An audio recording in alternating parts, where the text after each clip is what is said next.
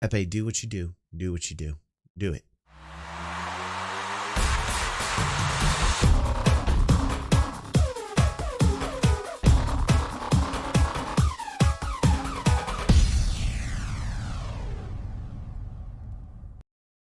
Pirates get a bad name.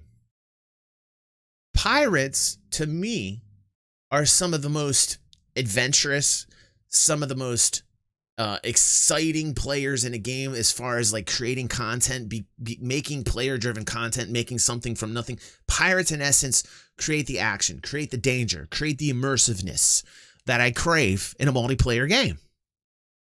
To me, Star Citizen should be dangerous. I don't want another situation like Elite Dangerous that I personally call erectile dysfunction. You can see that the things that I was saying about Elite Dangerous and the direction that FDev is going in, Frontier Development, and David Braben, you can see what's happening there. You can see the negative reviews all over Steam. I'm warning you.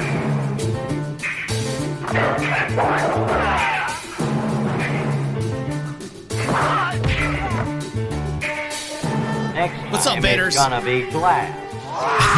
Bringing that Bruce Lee DG. What's up, dude? Thanks for the gifting, man. Bristol giving out some gifts. Thank you so much, bro.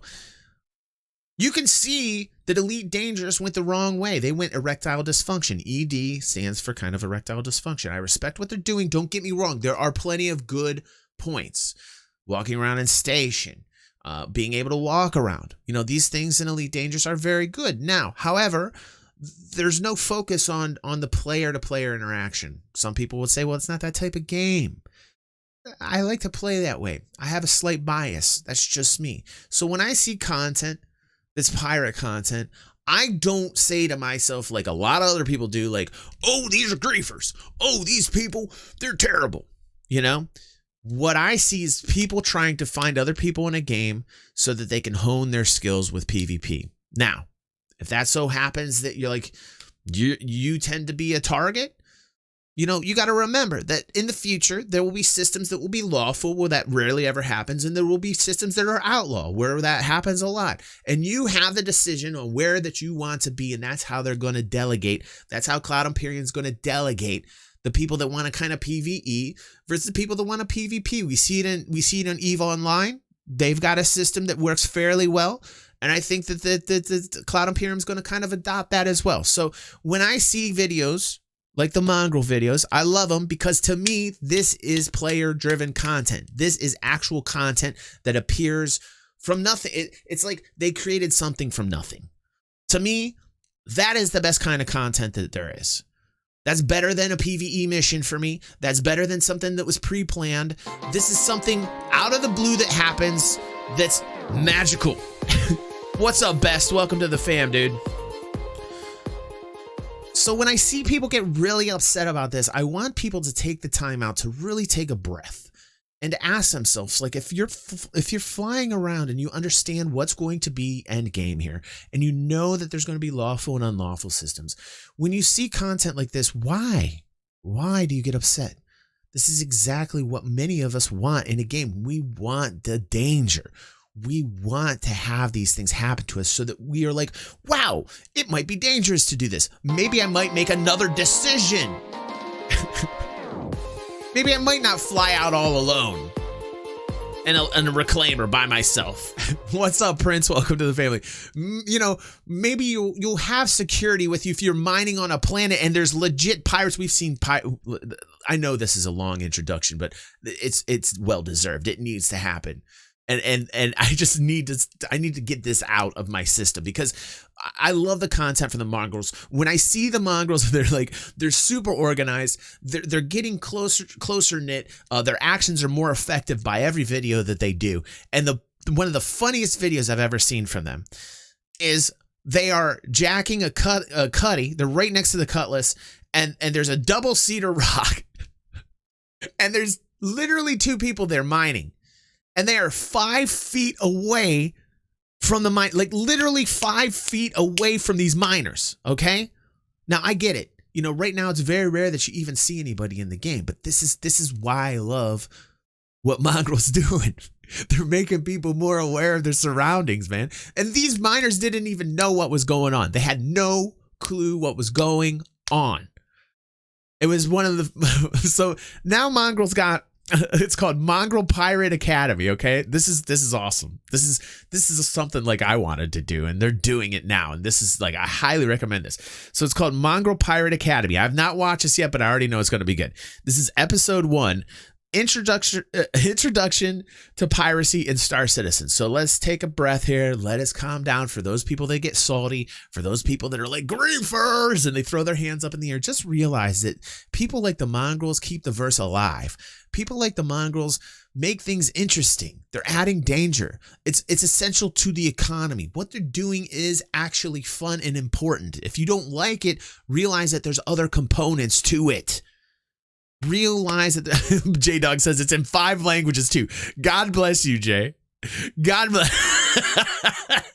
Jay's like, we have translated it in 5 different languages to get the message out. That Yar. Yar, yeah. All right, let's watch. In Star Citizen, for years there's been a widely settled notion by the community that piracy doesn't exist in the game's current build. Missing mechanics. No mention by the developers. Misunderstanding of the game's direction and many other reasons have contributed to their belief of this notion. Until now, at least. We in Mongrel Squad are among the few that had begun the campaign for piracy development in Star Citizen many years ago. When all you could really do is capture someone's ship in Arena Commander. From then, all the way to now.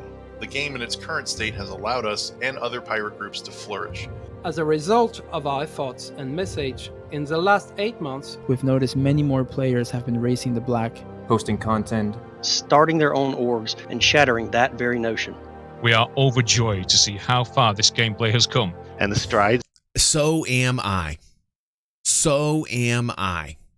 Like, I think it's content like yours that helps people understand that the game is becoming more and more a game by the day. That you can do things in this game that is not just a picture simulator, you know? Love it. It's the community has taken to bring it this far. In an effort to take it even further in development, and to breed more players that are keen and going on the account, We feel a duty to share the skills, experience, and knowledge that we've gained over the years with you. So that you can start doing piracy right. And thus, welcome to the Mongrel Piracy Academy. Yes.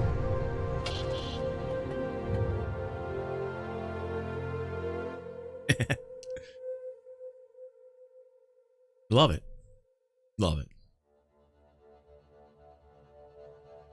in this video series, we're going to expose the lessons we've learnt throughout the iterations of Star Citizen in an effort to encourage other player pirates to get out there and not only just player pirates, but also what Verp is saying. Player pirate orgs are certainly more proactive than supposed security orgs. This is something that could actually step up the game of those organizations that are also calling themselves security organizations, or those organizations that are also bounty hunter organizations. I'm sure that Mongrel would love that opposition. I'm sure they're craving it. If there was a player-driven like bounty hunting organization that went after them, or a merc organization that went after them, they would love that shit. So like, I'm hoping that this not only like raises like the amount of activity with pirates, but I'm also hoping that it raises the activity with other player organizations that have really not gotten to that level that Mongrels and other pirate organizations are at. and make it happen. We'll cover the topics ranging from the technical use of ships perfect for piracy through to the tactics you can employ in order to successfully pull off a hit. The two targets we look for when conducting piracy are cargo haulers and miners. There is a vast array of vessels capable of hauling cargo, and as pirates, it's important to ensure that the targets you're hitting are making enough to be worth your time. The current iteration of piracy can involve one or more of 4 methods of obtaining profit from a target. The 4 types of piracy are looting, extortion, ransom, and scooping. This is awesome. This is like the blueprint here, man. Time is money, and as a pirate, it's very important to understand this. How can you find the Mongrels? I will post a link in this YouTube video if you head to my channel. If you type in Star Citizen Mongrels, you can also find them that way. But when I post this to YouTube, I always put their link there, and I'm always supporting the Mongrels because I think what they do is fucking fantastic. But this is great, by the way. So they're kind of like telling you, like, here's the 4 essential ingredients. This is the blueprint on, like, basically how to go about picking targets as well. And these are the tasks that are going to be involved if you are a pirate. And I'm going to be explaining what each of these mean, how closely linked they are to each other, and the nuances that make them all incredibly different.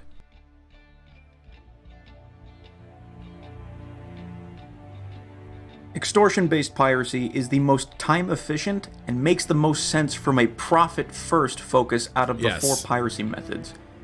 The basic idea behind extortion piracy is to threaten destruction of your target ship if they do not pay you to leave them alone.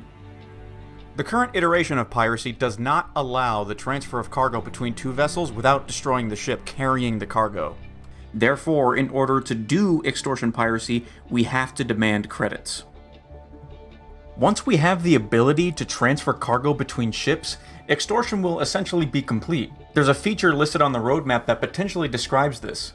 The cargo system refactor could possibly allow us to strip a ship of its cargo and place it into our own. We won't know until it's here, but hopefully it bodes well for piracy, because it'll remove the dependency on extortion as the primary method of income. Yes. Yes. What's up, Khan? Welcome to the fam, bro. Yes, very good point. Very good point on that. Ransom-based piracy is the most difficult to pull off, but it also resembles the closest representation to what CIG wants piracy to be. The idea is to board the target ship, incapacitate the crew, then begin negotiation with them to, quote, sell their ship back to them. Since there's no permanence to death yet, the optimal method of incapacitating the crew is to kill them, wait for them to respawn, then direct message them to begin the negotiation. If the target agrees to those terms, you then meet them somewhere with their ship after you get the credits, and then just hand their ship back over to them. Right. Ransom and extortion go hand in hand. And I can tell you something that's very important as a pirate organization is there needs to be some type of level of honor in terms of your word. So, like, if you're a pirate organization that will honor the terms of the agreement and take the money and then give the ship back to the person, that'll actually benefit you more in the long run as a pirate organization, because that word will get out. Like, hey, Mongrels, they're offering, you know, they ransomed this ship. I had to pay $1 million. I paid them $1 million. They gave me back the ship. You know, so even amongst pirates, like, your word is actually very, very important, except when it's not. Yar. Because ransom is normally the result of when extortion fails, wherein the target refuses or ignores your demands. At that point, you just take their ship by force. Sometimes the target can have a change of heart after that. You think? That's great. Looting vehicles is currently limited within Star Citizen, meaning that the amount of profit you can gain from a destroyed cargo ship is very small. But there's one vehicle whose cargo we can take completely. The Grey Cat Rock. The cargo box on the Grey Cat Rock acts as the vehicle's storage for the gems that miners collect when mining gem nodes. Jackpot. The cargo box is not locked and anyone is able to access it. Essentially, what you want to do is stalk the target while getting constant scans on that rock. There was a great conversation that was had earlier. I don't know if it was on Reddit or Spectrum, but it was a few weeks ago talking about it. And they were saying, like, this could be an instance where something could be locked and there's like hacking gameplay involved in order to get into this box. I don't know if I'd be against that. I don't know. Like, that would be kind of cool too. Like, yeah, it'd be like additional work.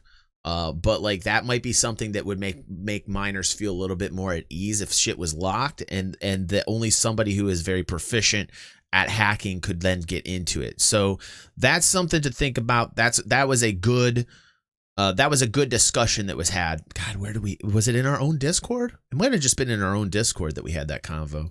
And once you feel that the target has enough gems on board, you seize the vehicle and either siphon the gems from the rock into your suits, or make one box of all the gems if the rock is on a cargo grid.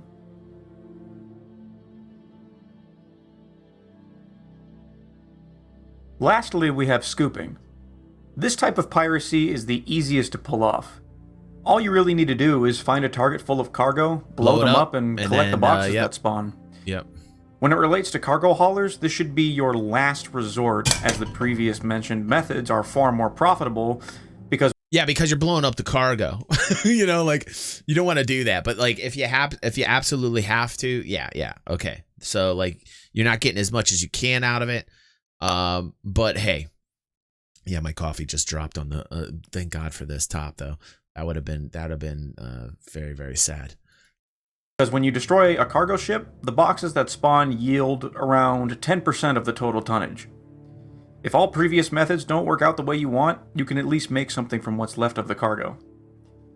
When it comes to rock miners, however, destroying the ship outright can sometimes be your first option, because the rock doesn't necessarily have to be in the ship when you do your hit, so you're just getting rid of unneeded assets. But be wary of destroying the rock, because unlike destroying a cargo hauler, the rock variants will not spawn collectible cargo, but instead will spawn hand-mineable nodes that you'd have to spend hours collecting. So that about wraps it up for the first episode of the Mongrel Pirate Academy. Nice. This episode was mainly an introduction to piracy, and in the following episodes, we will definitely be diving deep into the details on the tools and tactics used for each of these methods. That's great. Such as how to use EMP and QED ships, scouting tips, negotiations, and much more. Piracy is not easy to do, and it takes a team effort, with everyone working hard together to achieve a successful outcome. The reality is that you're going to have failures. You're not going to be making hundreds of thousands of credits on every single hit. You're going to get called names, and you have to accept that people don't like what we do. But if you're serious about becoming a pirate in Star Citizen, then you have to remember, pirates take what they want, and they don't wait for permission. It's not perfect, but if you have a team and the drive to push you through multiple failures, which you will have, then you can make piracy work for you. I'd like to thank you for watching, and we'll catch you next time. Emotions get high. Emotions get high when you're talking about this, you know? And honestly, that's why I love it. I mean, you can even see a little bit of here in the chat right now, but you can see the mutual respect of the family. You can see that, you know, there's a lot of respect in here. There might be different opinions, but you can see that the talk right now got a little bit edgy here. Got a little bit edgy in the chat right now with the fam. Did you feel that? Did you feel that? It can get edgy in the verse too. But the thing that you guys have to remember is this. Thank you, San. Thanks for that subscription, bro. Is that in the end, this type of gameplay, whether you're on whatever side you're on, is very immersive because you emotionally get much more attached to what's going on, which is why I love that type of gameplay. To some, it could be like an adverse effect where they're like, ugh.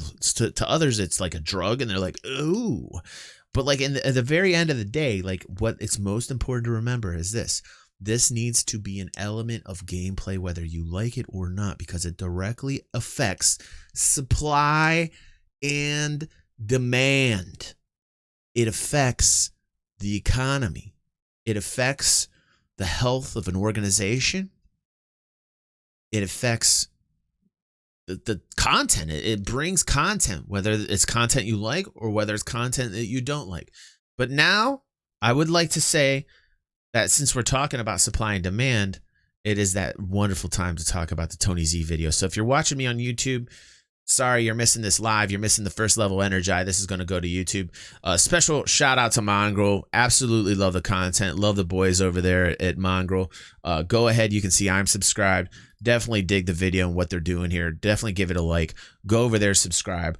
It's nice to see them bump up past 2,000 subscribers. I know our fam went in there, gave them a lot of love. Thank you, everybody in the fam that went over there to support Mongrel. Even some of those that weren't pirates that still understood, like, hey, this is pretty cool content. Like, I'm actually seeing people do things in the game. Not just going around with their camera and looking at all the beautiful things that there are to see, but like you're seeing gameplay. You're seeing meaningful gameplay.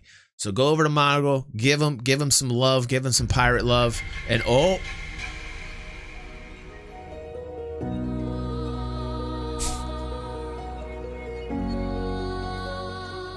thank you, Anarchy.